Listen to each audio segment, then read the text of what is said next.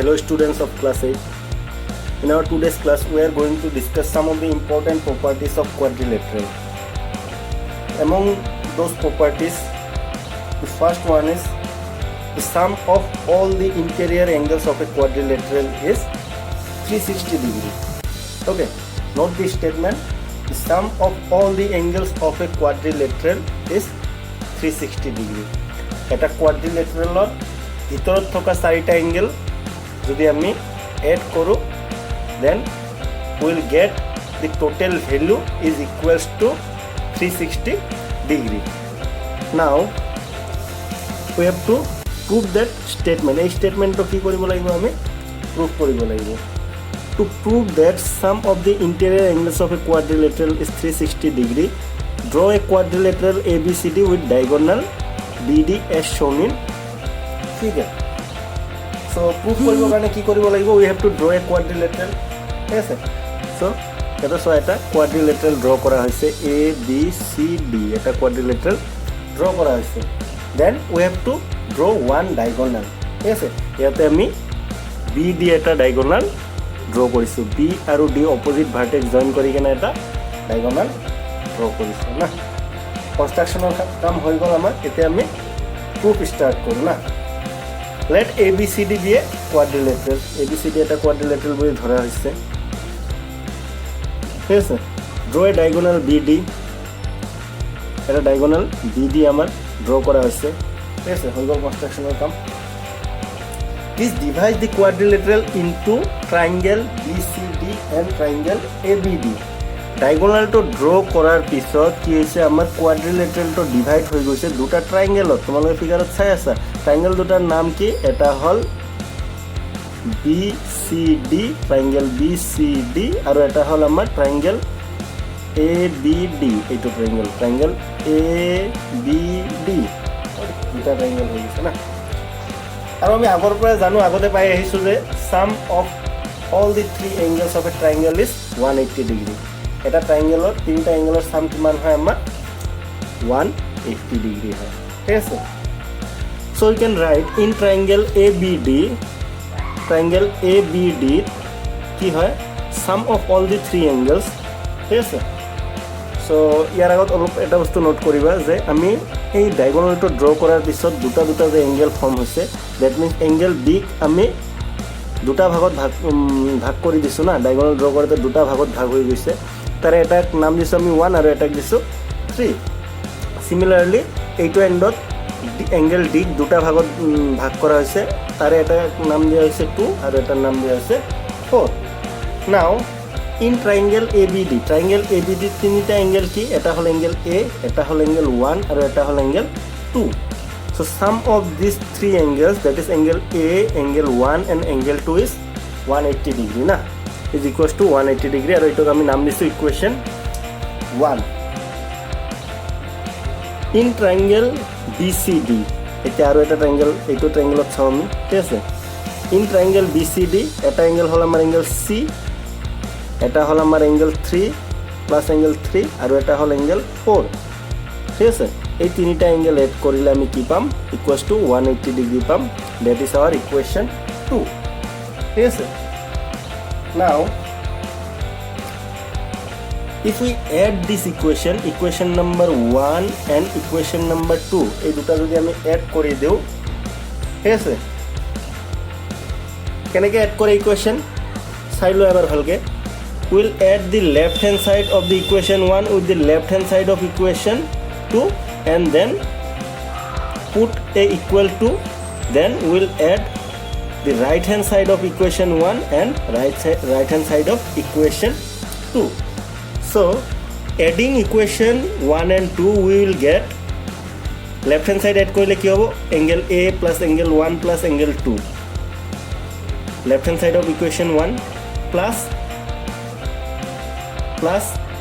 ইয়াতে angle A 1 আৰু 2 আহি গৈছে, plus left hand side of equation 2, that is angle C, angle 3 and angle 4. এইকেইটা এড কৰিলো left hand side. আৰু right hand side দুটা যদি এড কৰো ইকুৱেশ্যন 1 আৰু 2 আমাৰ কি হ'ব, 180 ডিগ্ৰী আৰু 180 ডিগ্ৰী দুটা মিলি কি হৈ যাব, 360 ডিগ্ৰী হৈ যাব.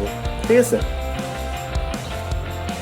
বাট ইয়াতে চোৱা ভালকে কি আছে আমাৰ আমি জানো যে এংগেল 1 আৰু 3 এংগেল 1 আৰু 3 কাক বুজাই আছে এংগেল বিক বুজাই আছে ঠিক আছে আৰু এংগেল 2 আৰু 4 এ বুজাই আছে এংগেল ডি মানে নাই এংগেল 2 আৰু 4 এ এংগেল ডিক বুজাই আছে ঠিক আছে এংগেল ডিক বুজাই আছে সো এংগেল এ ঠাইত এংগেল এ থাকিল 1 আৰু 3 এংগেল 1 প্লাস এংগেল 3 ঠাইত আমি এংগেল বি লিখিব পাৰো ঠিক আছে দেন এংগেল সি ঠাইত এংগেল সি থাকিল আৰু এংগেল 2 আৰু এংগেল 4 এই দুটা প্লাস হৈ আছে এই দুটা ঠাইত আমি কি লিখিব পাৰো এংগেল ডি লিখিব পাৰো in this way we will get angle A plus angle B plus angle C plus angle D is equals to right hand side amar kiman ase 360 degree hence it is proved that the sum of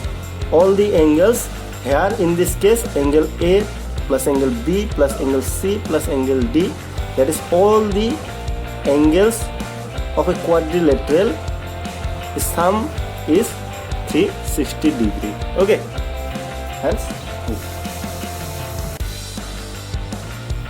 so students based on the property we have learned we'll solve one question from exercise 4.1 here we'll solve question number 4 question number 4 is three angles of a quadrilateral measure 55 degree 125 degree 70 degree find the fourth angle na eta quadrilateral tinta angle dia ase ei tinta ki 55 degree 125 degree 70 degree and we have to find the fourth angle na sine number angle ta ami uliabo lagib yes sir so 4 number solution tomaloke eneke start koriba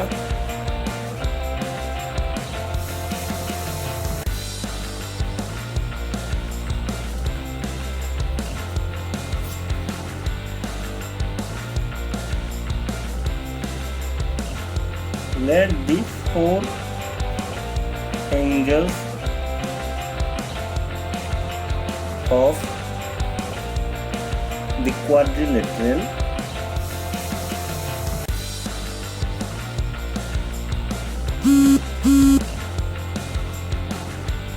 the quadrilateral be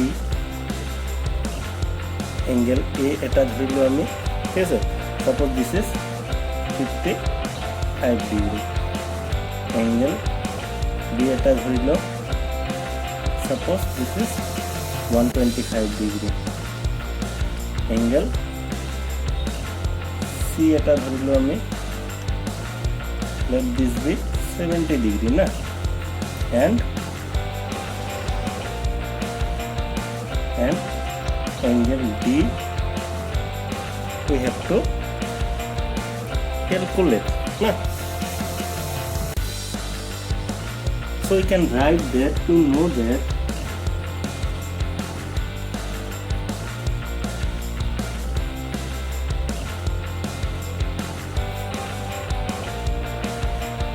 sum of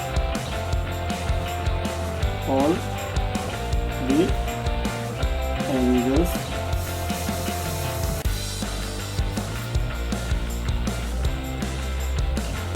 of a quadrilateral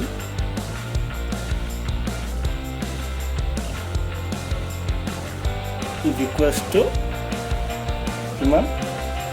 60 degree na so you can write that angle A plus angle B plus angle C plus angle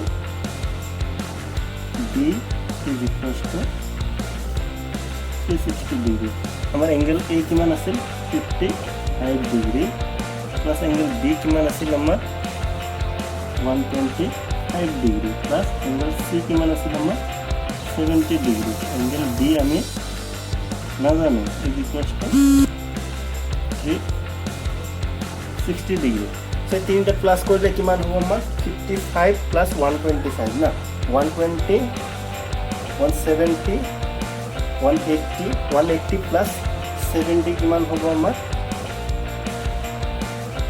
180 200 250 তো এইটা গোটেইকেইটা add কৰিলে আমাৰ হ'ব 250 degree plus angle D is equals to 360 degree না। এই তিনটা plus করলে কি হবে আমার, তিনটা অ্যাঙ্গেল প্লাস করলে আমার হবো 250 plus angle D is equals to 360 degree না। Now will transpose 250 degree to the right hand side. Left hand সাইডত আমার কি থাকিব, অ্যাঙ্গেল ডি থাকিব ইজ ইকুয়ালস টু 360 মাইনাস 250 না। মাইনাস করলে কিমান পাম আমি, মাইনাস করলে আমি পাম 110 110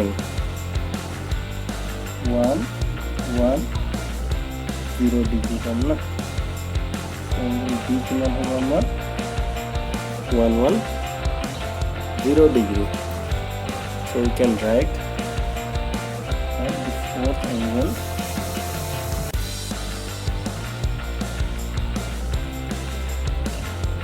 is 110 degree, 110 degree. Okay students, I hope you understood the property and the application of property on the questions. So thank you, have a nice day. We'll meet in the next class. Bye bye.